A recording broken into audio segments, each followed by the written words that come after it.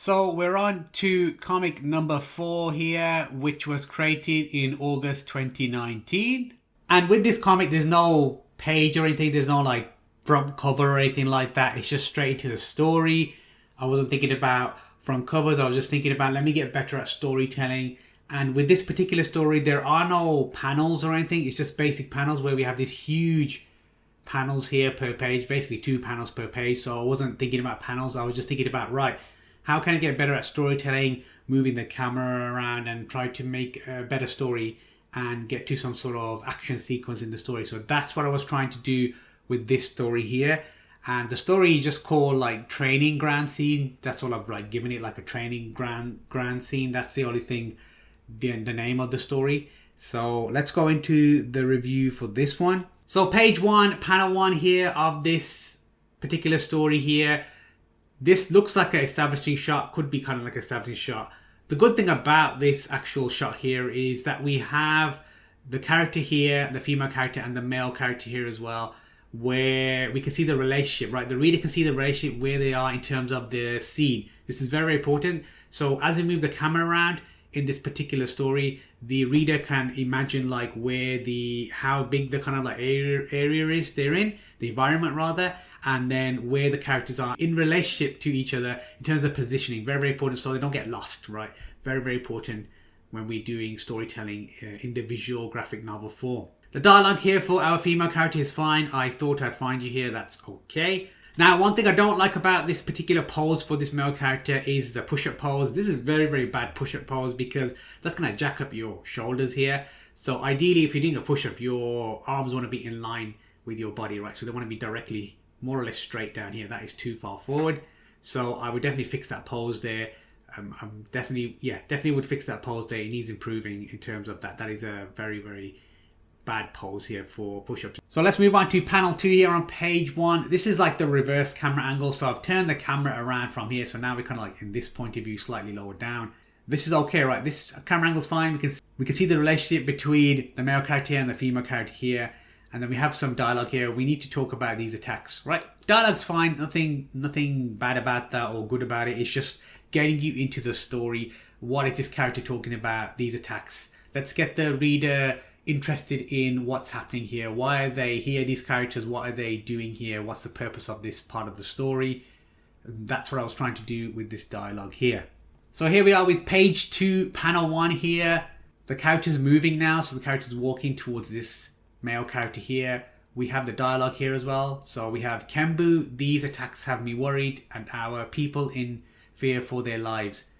So now the reader knows that this male character's name is Kembu.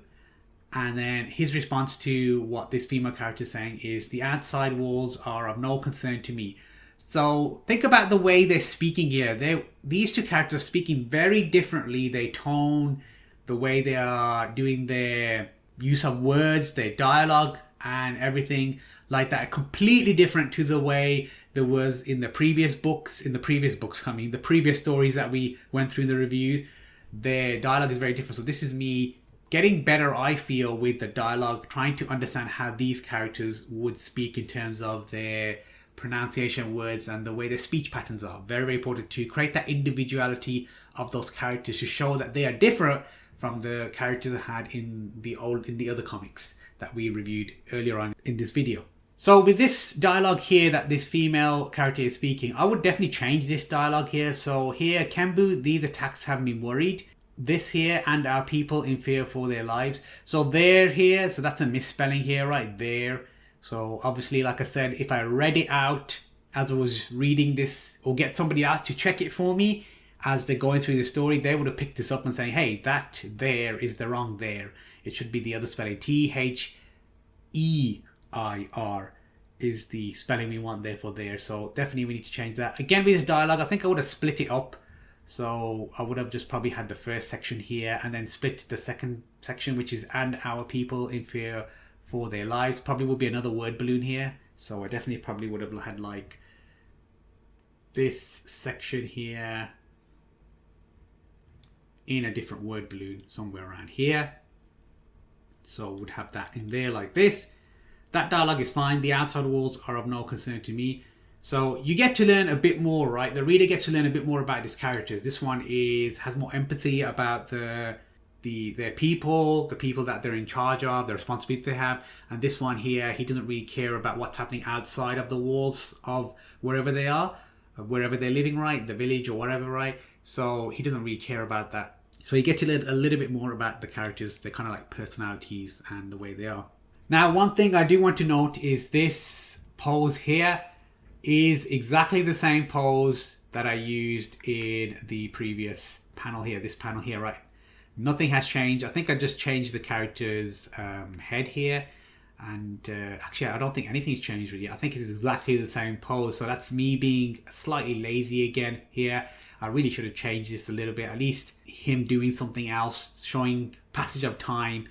Very, very important when you're creating stories. You got to show like your characters are moving in time, right? Like they're moving forward in the story, like active time. So this is very, very important. So that's something I definitely would improve, is kind of like change his pose or do something different, because he's being interrupted in his workout, right? In his push-up workout that he's doing. So we need to change the pose, because if this character's moving, then surely this character would have changed their position by now as well to show passage of time. On to panel 2 here for page 2. We have a close-up now of the two characters. We can see passage of time. They're now standing together here. And we have our dialogue here for the female character. Our village, our people could be next. And then this character says, the male character Kembu, I don't know what to do, say. So we know that this female character's name now is Sae, S-A-E. Now obviously it's not her full name, it's more like a nickname. So that's something you could put into your stories, is think about your characters, right?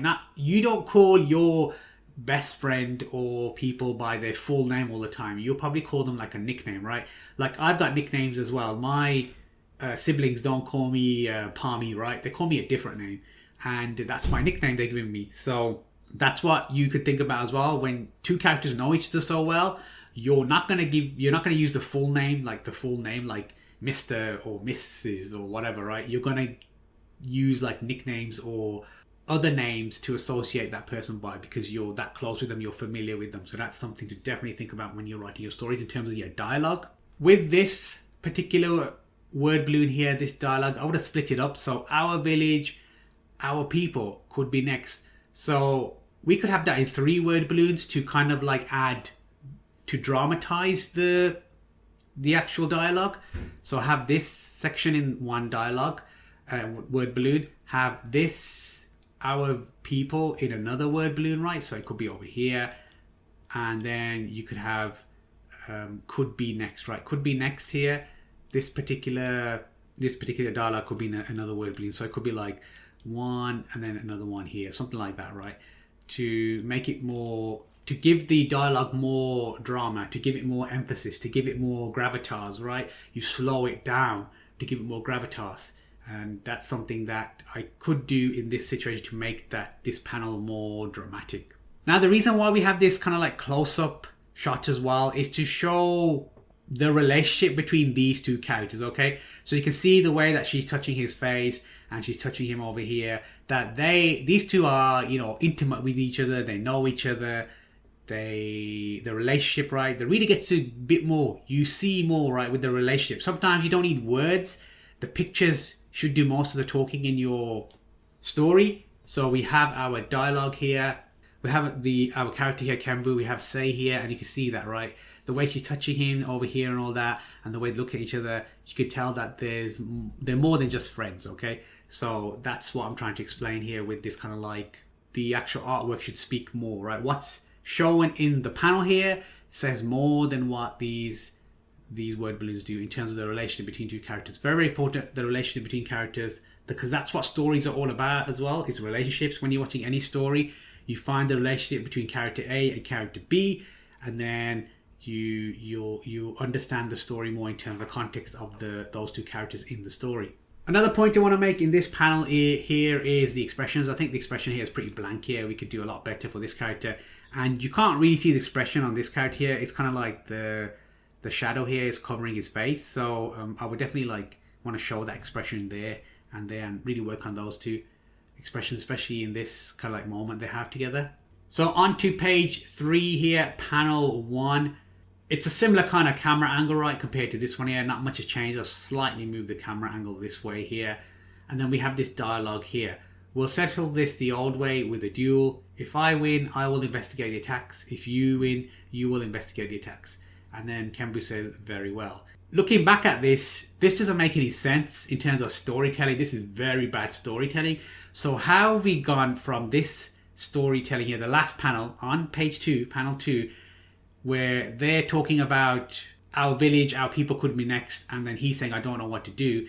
And then somehow we magically jump to like, we'll settle this the old way with the duel, and we'll do this, and we'll do that. It doesn't make sense in terms of storytelling. It looks like we missed a panel or two in terms of how we ended up from here to here in the story. So there's a big jump there, and that's too much of a jump, and that doesn't make sense. So I would definitely like fill in the gap there. I would definitely fill in the gap between this one and this one to understand how they got from here to there. That doesn't make sense.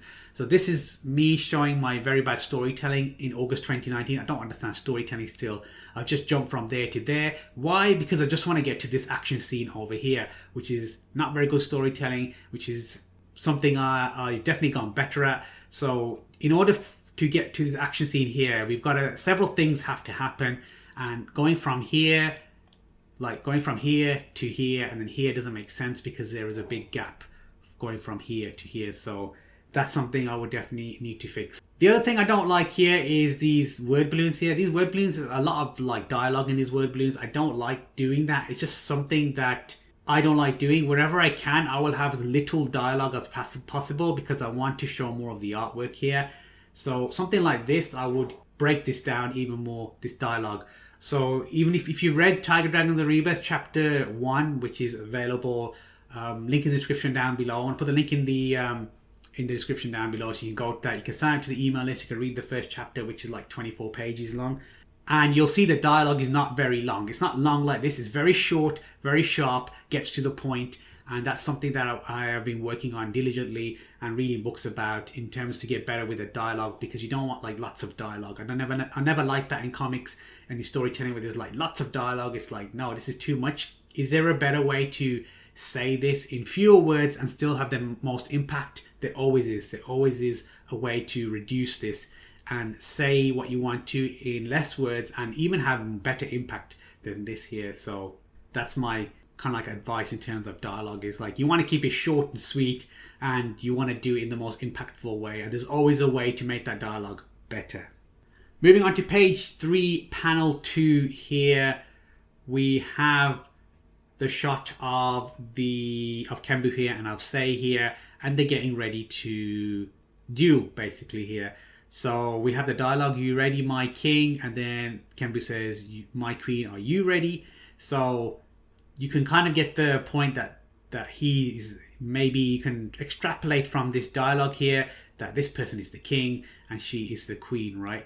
In terms of where they are, in terms of the environment, in terms of the village, right? They have the responsibility for their village, so therefore they could be, it's not very clear, that he is the king of that village and then she is the queen of that village, right? And these two are obviously married. A lot to extrapolate from that, a lot of imagination the reader needs to put into understanding that, but that's why I use those specific phrases there, king and queen here, for a reason, in terms of for the dialogue for these two characters. So one thing I do like is we have the reverse camera angle here, so I've basically turned it around from where we were here. So imagine that's the first camera angle we had in page 1, panel 1 here, and then I've reversed it around here so we can see what the whole area looks like. So as we're going through the story, I'm moving the camera around to reveal more of the environment, so you're getting a better sense, the reader's getting a better sense of where they are, how things are in the environment, and really adds to the story building and the lore, right? In terms of, well, not the lore, but maybe the story building of the story world, right? So, oh, this is this place. Okay, where is this place? What does it look like? Why does it look like this? And okay, this is what they do in this place. So it gives you more context for your reader to understand what that environment is used for, and fills in the gaps, right, for the reader. So maybe the reader is thinking like, okay, what does this place look like? And as you move the camera around, you like giving pieces of the puzzle to the reader, and the reader's like going, oh, I thought this was this place, I was wrong, it's actually this place. Okay, cool, right? So you're kind of keeping the reader engaged by moving the camera around and showing the environment as well, revealing the environment of where they are in this scene. Another thing to note before we move on to page 4 is this panel here. You can see the two different fighting styles, right? This character here, different fighting stance compared to this character here, which has a kind of like a normal fighting stance. So that's something very important to do. If you're gonna have action scenes, your characters should have unique fighting styles or stances or something that makes them unique, right? You don't want the same characters with the same poses that are in Daz Studio, because in Daz Studio you get the preset poses, but you've got to think outside the box. You go like, okay, here's a preset pose, I like it, but I'm going to change the way my character stands or the way they are or something by using that pose as like a building block. Okay, so that's something I've learned definitely with Tiger Dragon the Rebirth, is I have characters who look completely different in terms of their fighting style, right? Because that's what's going to set your, that's you thinking about the details, right? Remember, the devil is in the details. You're actually invested in the story you're making, so you're thinking about the small details, and those small details are going to make the difference, and that's very, very important. On to page 4 here, panel 1. So again, we've reversed the camera angle here. So we had the camera angle here for the last panel. I've reversed it here. The reason why I reversed the camera angle is to keep the reader interested, because if you keep the same camera angle, you're not showing the story moving, right? So you'll see this a lot in TV programs, movies, right? They cut, right? They cut from a particular character or a particular scene. They do like fast cut or slow cuts, but they do cuts, right? Why do they do cuts between the sequences? Because it shows like something's moving, right? Because the way the human brain works is like when it sees a cut in something, like you move from one scene to the next and there's like a cut, then your brain thinks it's something new. It's like, oh, that thing there is the previous scene that we had is different to this scene because there's a cut, right? And that's what we use here in storytelling as well, is we use that cut to our advantage. So how do we do that? We move the camera around. By moving the camera around, it's like the brain thinks, hey, this is new. This panel is different to this one, and it is, but this is how you're using storytelling to great effect. So this is very, very important when you're creating your stories. It's like, hey, can you move the camera angle around to keep your reader interested? And that's what you need to do. And that's something I was learning as I was going along. I was like, okay, I'm learning all these things here. Let me implement these as I go through these stories that I'm creating. So the way we can use changing the camera angles in terms of the positioning, wide shots, close shots, whatever, it makes the reader interested in the story. It keeps them engaged in the story. So very, very important. So this dialogue is fine here in this panel here. You know you're not gonna win, right? You know you're not gonna win, so that's the way he speaks. And then Sei says, always so confident, Kenbu. So maybe you should have some sort of like question mark there or something. But that dialogue's fine. There's nothing like wrong with that dialogue particularly. Could it be better? Of course it can be, but for now that's fine. What I don't like about this panel here is this pose here is exactly the same as the previous pose here. So the previous pose here, exactly the same. He hasn't moved, right? He hasn't moved. He's exactly the same pose. All I've done is change the camera angle around and he's still standing there like that. That doesn't make sense. He would have moved by now, because if she's moved, he's got to move, right? He's got to anticipate this particular attack. So he hasn't even moved. So that doesn't even make sense, right? So I've definitely changed that in terms of the pose for Kenbu here. In terms of Sei, we've got some speed lines here, right? So this is me experimenting. How can I make this character appear to be moving fast? So I've got like kind of like motion blur kind of effect here, kind of like she's moving fast. Now what would have added to this effect, I think definitely would be to have her hair, right? So if this hair has got like, gives you ability to move the hair, right? Like morph the hair, which most hair in Daz Studio does have the ability to morph the hair, especially the newer stuff now. Definitely I wouldn't have the hair coming flowing like this, right? You know why? Because it gives the impact, gives more impact to that she's moving fast. It makes it more believable. So that's something I would definitely improve with this particular pose here to make it more, to make the impact of this speed faster, right? Her hair has to move as well. It just makes sense. On to panel 2 here for page 4 here. We see Sei here sliding on her knees over here, and she hits Kenbu here in the stomach here. So again, we have the speed kind of like blur here to show that she's moving really fast here. Again, the hair, right? The hair needs to be moving like this as well to add to the speed here. This is fine here. I don't like the sound effect here, crack, because that implies that it's a very, very strong hit. It's not a strong hit, right? Compared to Kenbu, she's obviously not very strong, right? Look at the huge frame on this guy. This guy's huge, right? What I would have done with this particular sound effect here is make it shorter and make it sharper, right? So what does that mean? It means make it shorter in terms of like, it shouldn't be like crack. It should be like a real small like smack or something like that. Or something like really short and sharp, right? Because it's not powerful. And obviously I would change the way this looks, the coloring as well, probably. Because let's say, for example, if you have the color of the sound effect here to be more like red, more redder color, that implies it's more like powerful. And then if you have a slightly toned down color, say something like a very, very light shade of blue, maybe like a very, very light shade of blue, or some kind of like toned down color, it implies it's not as powerful, right, in terms of strong. So that's something you could do with this sound effect here. I definitely would change that. It's not crack. She hasn't hit him with such force. She's hitting him with a fast force, right? It's fast, it's short, it's sharp, catches him off guard. So therefore that is wrong, right? It shouldn't be crack, it should be something else. Moving on to page 5, panel 1 here. And we kind of like have the aftermath of this here on the last panel here.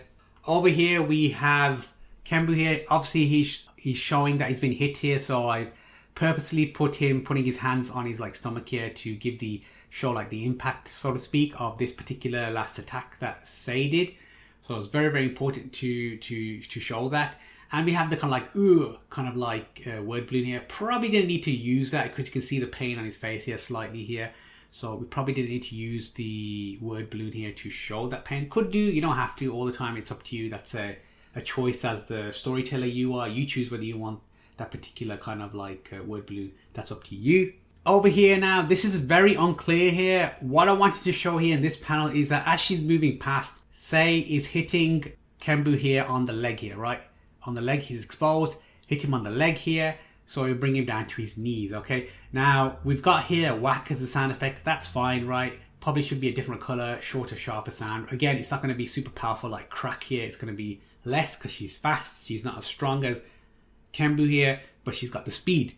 This doesn't show it very well, so I definitely would improve that in terms of how the character hits Kenbu here on the leg to bring him down to his knees. That was the point. Again, I would have the hair, right? The hair needs to still be flowing because she's still in movement, right? So the hair should not be flowing down like this. She should be flowing back like this to show that she's still moving or she's about to stop moving. So at least the hair should be moving a little bit in terms of coming back down from this particular angle here. So definitely need to improve that. You can't even see her face as well, so I definitely show that as well. Like get some more lighting in here. You can't see her face, her reaction. And here you can just about see Kenbu's reaction here. We need more lighting here on his face as well. On to page 5 here, panel 2. Again, we've turned the camera around here now, so specifically turned it around here to keep the reader interested as we move the camera around. And then we've got the dialogue here. It reminds me of the first time we met. And then you can see that she has hit him here on the leg. He's brought him down to his knees here with that shot, and then she's grabbing his kind of like ponytail as well to pull him down. I thought that would be kind of like funny, a bit more comedy. It's like, okay, he's got this ponytail here. Now, obviously, if you're a fighter and you're going to use that to your advantage somehow, so she's like grabbing and pulling him back from the ponytail. I thought that looks pretty realistic, or at least something you would do in a fight. Like, take advantage of whatever you can, right? Because you got to do what you can to win a fight, right?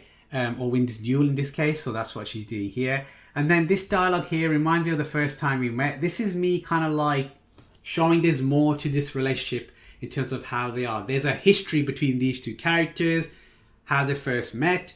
This is not their first meeting, obviously. So this is kind of getting the reader to open their imagination. Like, oh, okay, these two characters, they have met before sometime. And it was something similar to this here. So, okay, that that gets the reader thinking about that, right? Gets the imagination going. Thinks like, all right, so these two characters here, they've met before, this particular thing happened, or something similar to this happened. So it gives more interest. It makes them more interested in the characters. They have a past, a history, and we love history, right? We love to learn about the past and history of particular characters, and that's me creating a what is known as an open loop. All right, I've created an open loop here with this dialogue here, and what that means is that the open loop is where you've got a question you've asked now, right, or something you created in terms of a question that you created in the mind of the reader, and now the reader may want to know more about that, and then you can use that later on in a story or future story and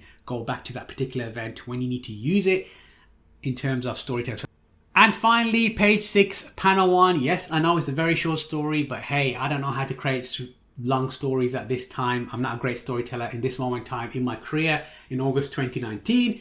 And what we have here is we just have a big panel here, and we just have Sei giving Kenbu a kiss here on the face. So again, we've got a close-up shot here of the characters here, showing their relationship between each other here, and the fact that she's kissing him on the face, which shows that they're in a romantic relationship. They are together, right, as a couple. And you can see Kenbu here with a little bit of a smile here.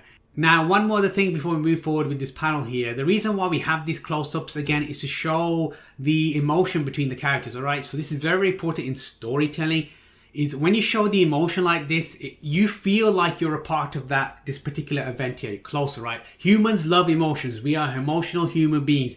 So when we see someone's emotion like this, it will bring out an emotion from your reader, right? We see this character here giving this other character here a kiss on the cheek. He's smiling and you think like, oh, okay, that's nice and it feels great, lovey-dovey and all that kind of stuff, right? Which is romantic, which is great, right? And you're going to feel that emotion as the reader. That's the whole point of having these close-up camera angles here, where you have the character there. Very, very important to show that, right? And that gets your reader engaged with the character, right? It makes you feel like you know the character more.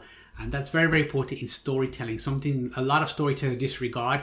I like to use that a lot, right? Because I know, like, my personal experience, the stories that I've watched, it's always emotional, right? The Bollywood movies that I watched back in the 90s, emotion, right? Emotion 101. They always go in there, they have the sad music, or they have the person like crying and bawling and all the rest of this stuff, and they're having this emotional like connection with the viewer of the story, right? You, as you're watching the story, and you connect with that character, you're like, oh, I feel the pain, man, I feel this, right? Yeah, I want them to win now, right? And that kind of stuff. So it's very important in your storytelling. A lot of people miss that. They want to get straight to the action, which is what I used to do, and I'm like, hold on a minute, but isn't stories about emotions? Seeing the character go through the journey, seeing them get angry, feel like they're gonna fail, get back up, get determined, all this stuff, right? The kind of journey they go through. You want to show that, and that's why showing the emotion here of your character is very, very important. Don't disregard that, right? It's going to be the core concept of your storytelling, and it's going to definitely appeal to your readers. It will appeal to your readers, and that's very, very important with your storytelling. So before we move on to the next comic, I just want to go through this very, very quickly. Now, obviously, in this story here, there's no way that Sei here is going to beat Kenbu, right? There's no way in terms of physically she's going to beat him, right? So she has to use other methods, okay? So what I wanted to do with this story here as well is show a female character who is not, let's go there, a girl boss, right? Who's super powerful, right? Using what she has, her abilities, to kind of at least show that she's going to possibly might win, right, this particular duel. So that's why we've got the speed here, right? She's slimmer, she's not as bulky as him, so she's faster, right? She's going to use that to her advantage, and she's going to use her femininity to her advantage. Hence we have this scene here at the end where she kind of does this, right? So what is this going to do? What is this particular scene going to do? It's going to bring down his defenses, right? He's going to like feel like emotional in terms of like, feel the love from his other half, right? And he's gonna be like, I don't want to like hurt you or anything. And then the story, obviously the duel progresses from that. That's something important to think about, is like, look, she's not a girl boss. She's not gonna like take out this huge 300+ pound guy, even though she's very physically fit. Obviously you can see here she's got like some sort of muscle toning and abs and all that kind of stuff. she's not as strong as him. She's going to use her other qualities, her speed, her femininity, whatever she can, right, to win this particular duel. So that's very important to think about here. That's what I was thinking about. I wasn't thinking like, hey, she's just going to hit him with one punch and game over, right? No. We need to think about stories properly. And that's what I want to do with these characters here, to show the contrast between a large character here who's very bulky, he's very muscly. He's not going to be as quick as this female character, so she has that as her advantage. Now, obviously, if she gets hit by him, it's going to knock her out probably, right? And he doesn't want to harm her, right? So obviously, because they're together, right? So he's not going to do that, obviously. But the point being that you need to show the unique qualities between the two characters and how they would, with the skills they have, take on this particular challenge, okay? So that's what you need to do. Not like, okay, she's going to be super strong female, no problem, right? Like, she gets hit by him and like she'll get back up. No, she's not going to get back up if she gets hit by him, especially with the strength that he's got. So that's why she's very careful, right, with her approach and everything. Even though they are dueling, he could get angry, right, and he might hit her and she's going to go flying, right? So that's what you need to think about in terms of the fight. That's what I was thinking about anyway with the fight sequence. So like, no, she ain't no girl boss. She's not like super powerful. She ain't no Captain Marvel or whatever you want to call it with the female characters we have these days. She's a normal human character. She has specific strengths. She has weaknesses. She's gonna use her strength to win this particular duel.